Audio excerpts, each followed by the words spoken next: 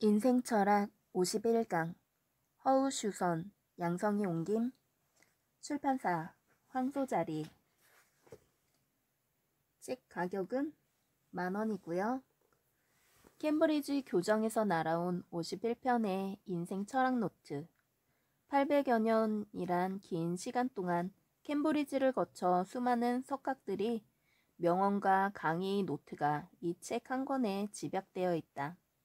삶의 좌표를 찾기 어려운 시대에 만나는 성공적인 인생 복음서, 직장 생활에 쫓겨 제대로 살펴주지 못하는 내 아이, 주위에 사랑하는 사람들에게 이 책을 읽히고 싶다.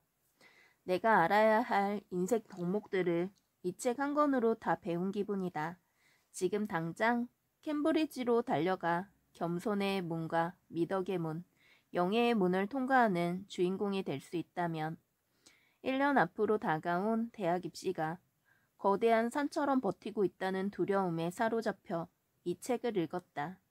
친절하고 재밌는 우화 속의 비유들이 지친 내 어깨를 부드럽게 감싸주는 느낌이었다. 앞으로 힘든 일이 생길 때마다 나는 이 책을 꺼내 읽으며 용기를 얻을 것이다.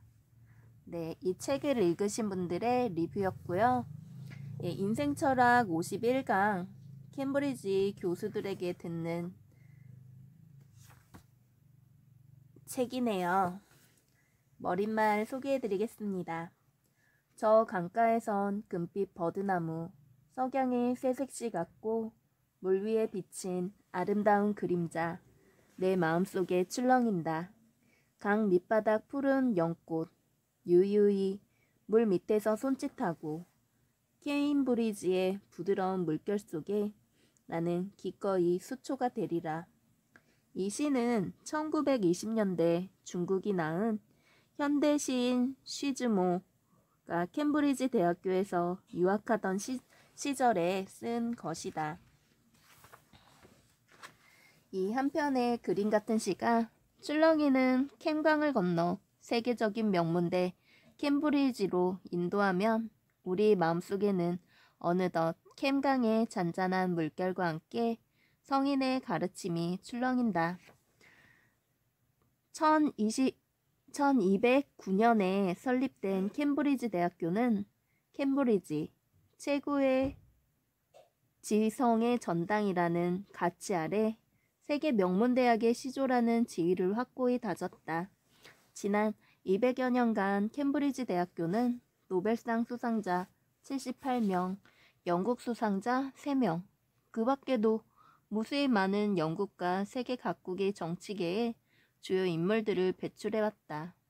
전 인도 총리 네루, 라지부 간다, 전 말레이시아 총리 라흐만, 전 싱가포르 총리 리칸유 등이 모두 캠브리지 출신들이다. 캠브리지는 세계 과학사상 중요한 위치를 차지하는 수많은 과학계의 대스승들을 배출하기도 했다. 역학의 창시자 뉴턴, 진화론을 제창한 다윈, 수학자이자 분석 철학의 창시자인 루소, 생화학자이자 과학자인 조지프 니덤 등이 그들이다. 케인스 경제학파의 시조인 케인스, 신라건의 작가인 밀턴, 철학이자 작가인 러셀, 유명한 전기작가이자 평론가인 스트라우스, 단편소설가 포스터 등도 빼놓을 수 없는 인재들이다. 캠브리지 대학교가 이렇게 뛰어난 인물들을 많이 배출해낼 수 있던 데에는 두 가지 배경이 있다. 하나는 독특한 면학 풍토이고 다른 하나는 학생들에게 인생 철학을 가르치는 데 주력했다는 점이다. 다시 말해서 지식 외에도 인간으로서의 도리를 전하는데 소홀하지 않았던 것이다. 캠브리지 대학교에서는 오랜 역사를 자랑하는 세 개의 아치문이 있는데 각각 깊은 의미가 담겨 있다. 첫 번째 문은 겸손의 문이다. 이 문은 학부 본과생들이 들어가는 문으로 끊임없이 배우고자 하는 겸손한 태도를 지녀야 한다는 교훈을 담고 있다. 두 번째 문은 미덕의 문이다. 이 문은 대학원생들이 들어가는 문이며 학문의 성과를 독려하는 동시에 사람으로서 기본적인 도리를 갖추어야 한다는 의미를 담고 있다. 세 번째 문은 영예의 문이다. 평상시에 굳게 닫혀있던 이 문은 박사학위를 수여할 때야 비로소 열리는데 학교 총장이 졸업가운을 입은 학생의 손을 잡고 이 문을 통과해 박사학위 수여식이 열리는 예배당으로 들어간다. 이 문에 새겨진 오색 찬란한 태양은 바로 이 문에 들어서는 사람의 미래는 무한하다는 의미를 담고 있다. 캠브리지 대학교는 포용력이 있는 교육 풍토 아래 전 세계의 수많은 석학들을 교수로 초빙해 강의를 해왔다. 그들의 지혜와 노력이 켜켜이 더해져 오늘날의 명문 캠브리지가 이룩되었음은 물론이다. 이 책 캠브리지 교수들에게 듣는 인생철학 51강은 고요한 캠강 건너 꿈의 캠퍼스에서 직접 강의를 들을 수 없는 수많은 사람들을 위해 만들어졌다. 800여 년이란 긴 시간 동안 캠브리지를 거쳐간 수많은 교수, 학자들의 명언과 강의 노트를 한 권의 책으로 집약한 것이다. 캠브리지 교수들에게 듣는 인생 철학 51강에서는 생각과 행동, 취사선택, 사랑과 증오, 아름다움과 추함, 개인과 사회, 고통과 쾌락, 지혜와 용기, 성공과 실패 등 서로 상반되는 의미를 가진 듯하지만 상호 보완적인 관계에 있는 인생 철학 10가지가 51개의 세분화된 내용으로 소개된다. 각 꼭지마다 동서고금의 다양한 일화와 우화를 인용한 것은 독자들이 캠브리지 교수들의 강의 내용을 쉽고 재밌게 이해하도록 도움을 주기 위해서이다. 이렇게 해서 수백 년 동안 두고 전수되어 온 캠브리지의 지혜와 사상을 지금 우리가 사는 모습에 직접 대입해 볼 수 있는 아주 특별하고 의미 있는 책이 세상에 나왔다. 신성한 상아탑으로서의 위상과 빠르게 변화하는 현대 문명의 조류 사이에서 오늘날의 대학은 흔들리고 있다. 그러나 시대가 아무리 달라져도 변치 않을 대학의 역할이 있다. 그것은 바로 인간으로서 기본 덕목, 인생의 근본 철학을 가르치는 일이다.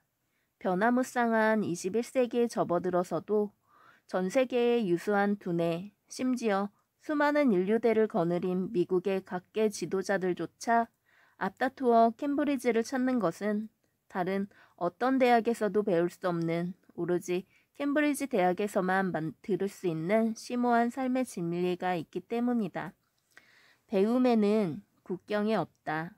부디 이 책 캠브리지 교수들에게 듣는 인생철학 51강이 독자 여러분의 삶을 차분히 돌아보는 쉼터가 되고 내일의 인생길을 환하게 비춰주는 햇살이 되기를 간절히 기원한다.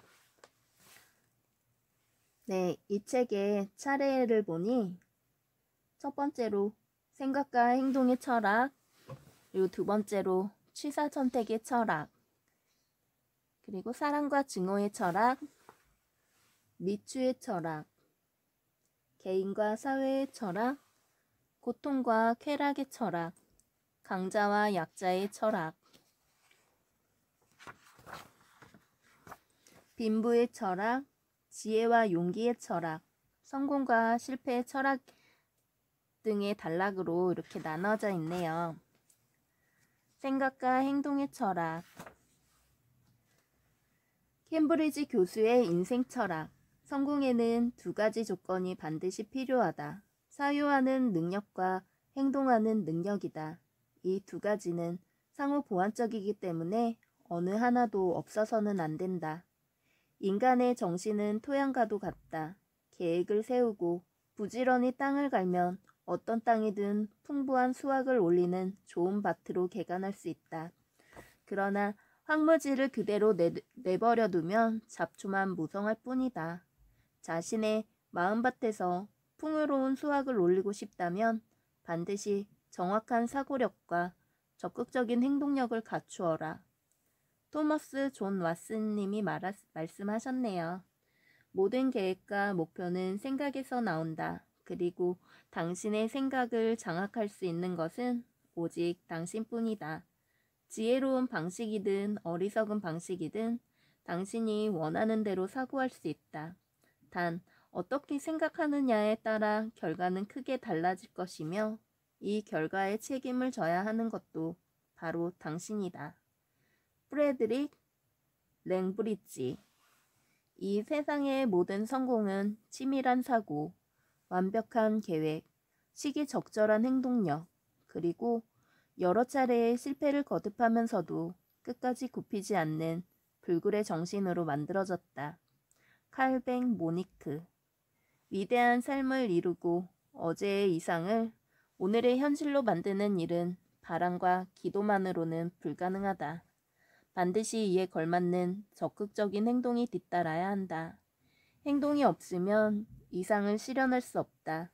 그러므로 아름다운 미래를 꿈꾸는 사람들이여 애써 땀 흘리고 내일의 수확을 위한 씨를 뿌려라. 이 세상에는 공짜는 없다. 스티븐 라테. 네, 첫 번째 1강 생각하라. 피하지 말고 문제를 직시하라. 깊이 생각하면 문제를 해결할 방법을 반드시 찾을 수 있다. 어떤 상황에서 어떤 일을 하든지 근본적인 해법을 찾기 위해 깊이 생각하는 여유를 가져야 한다. 우리가 개선할 것은 그 어떤 문제거리가 아니라 그 문제를 바라보는 우리의 시선이라고 강조하고 있습니다. 어떤 문제가 생기든 해결 방법은 있기 마련이고 현실 속에 존재하는 수많은 문제들에 부딪혔을 때 회피하지 말고 좀 더 확실한 태도를 취해 인생의 도전으로 받아들이고 노력하다 보면은 더 활기찬 삶을 살 수 있고 삶에서 부딪히는 인생의 문제들이 오히려 사고의 폭을 넓혀주어 우리를 더 지혜롭고 유능한 사람으로 만들어준 법이라고 이렇게 말하고 있네요.